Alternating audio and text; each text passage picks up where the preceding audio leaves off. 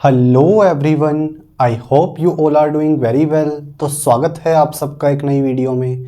तो आज की वीडियो में हमारा टॉपिक होने वाला है प्रॉपर्टीज़ ऑफ फोरियर ट्रांसफॉर्म। तो जैसा कि आपको टॉपिक के नाम से पता लग रहा है, आज हम एक और प्रॉपर्टी डिस्कस करने वाले हैं फोरियर ट्रांसफॉर्म के लिए। तो वीडियो स्टार्ट होने से पहले मैं आपको बता दूं, बोर्ड पे हम जो भी डिस्कस करेंगे उन सब की फ़ोटोज़ आपको डिस्क्रिप्शन बॉक्स में मिल जाएगी। साथ ही आपकी कंप्लीट रिवीजन के लिए हैंड रिटन नोट्स का लिंक भी आपको डिस्क्रिप्शन बॉक्स में अवेलेबल हो जाएगा, जिसमें हमने हर एक लाइन को बहुत अच्छे से एक्सप्लेन किया हुआ है। तो बिना टाइम वेस्ट किए हुए चलते हैं अपनी वीडियो में।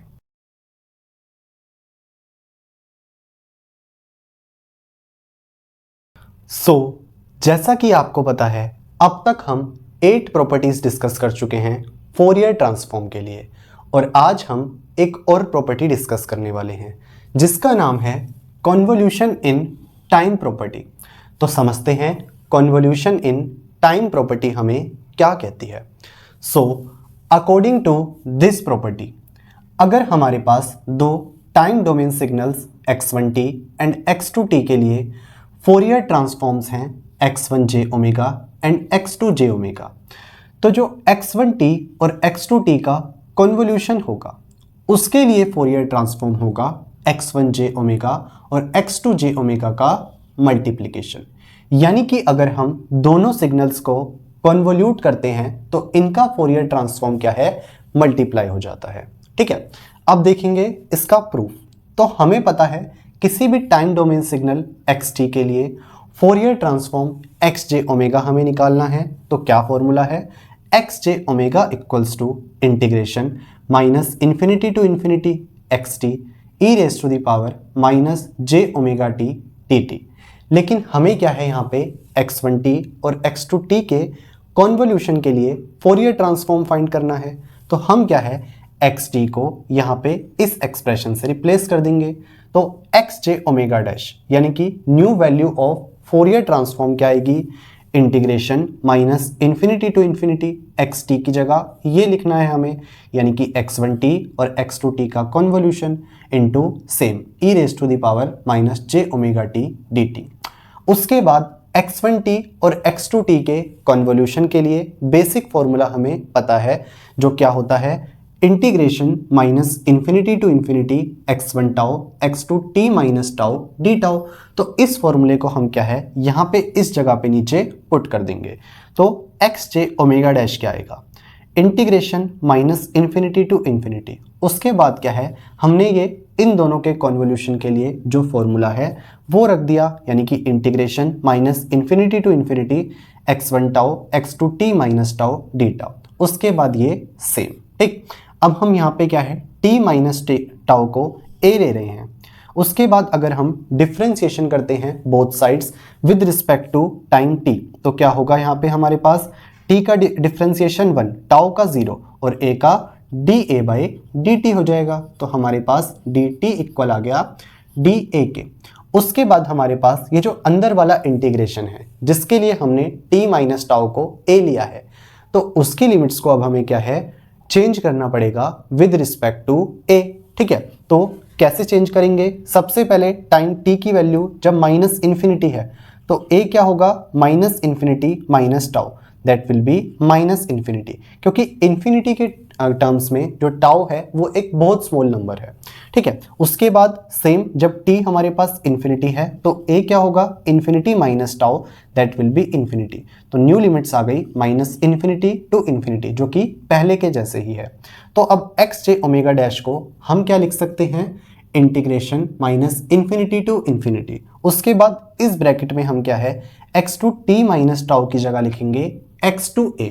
रीजन, क्योंकि हमने t माइनस टाउ को a लिया है। अब उसी के साथ बाहर e raise to the power minus j omega, t की जगह हमने यहाँ से t को ले लिया टाउ प्लस a, तो e raise to the power minus j omega tau plus a, और यहाँ पे dt बराबर है dA के। तो ये हमने यहाँ पे xj ओमेगा डैश को रीराइट कर लिया। उसके बाद हमें पता है e raise to the power minus J X plus Y क्या होता है, e raise to the power minus J X into E raise to the power minus J Y. तो हम क्या है इस एक्सपोनेंशियल को इस फॉर्म में कन्वर्ट कर लेंगे। ठीक है, तो हमारे पास एक्स जे ओमेगा डैश में ये सारा एक्सप्रेशन तो यही आएगा, बस यहाँ पे e raise to the power minus J omega tau into E raise to the power minus J omega A into D A, ये हमारे पास हो जाएगा। ठीक, उसके बाद हम क्या है इस पूरे एक्सप्रेशन में कुछ रीअरेंजमेंट्स करके इनको दो इंटीग्रेशंस में रिजॉल्व कर लेंगे। ठीक, सबसे पहले एक्स जे ओमेगा डैश, सबसे पहले हम ले रहे हैं अंदर वाला इंटीग्रेशन, यानी कि जो बिग ब्रैकेट्स के अंदर है।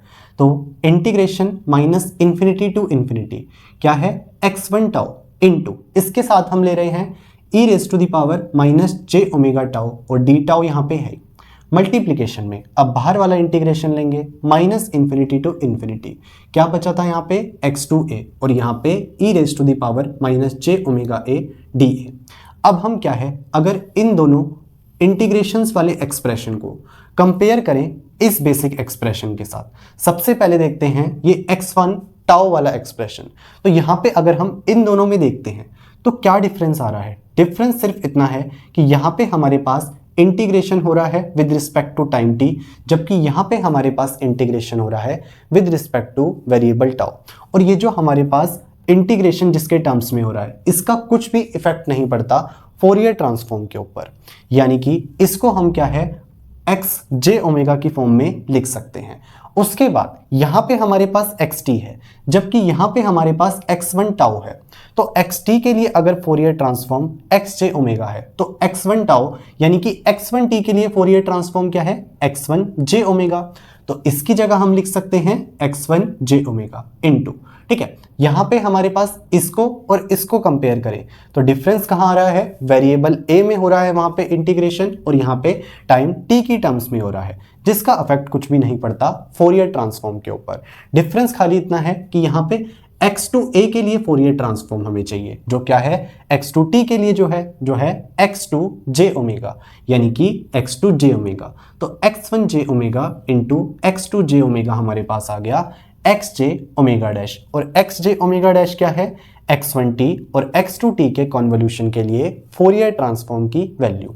तो हमारे पास इन दोनों के कॉन्वोल्यूशन के लिए फोरियर ट्रांसफॉर्म क्या आ गया x1 जे ओमेगा इंटू x2 जे ओमेगा, यानी कि दोनों के इंडिविजुअल फोरियर ट्रांसफॉर्म्स का प्रोडक्ट यानी कि मल्टीप्लिकेशन, जो कि हम यहाँ पे एक्सप्लेनेशन में बता रहे थे कि अगर हम इन दोनों का कॉन्वोल्यूशन करते हैं तो हमारे पास जो फोरियर ट्रांसफॉर्म्स हैं उनका मल्टीप्लिकेशन हो जाएगा।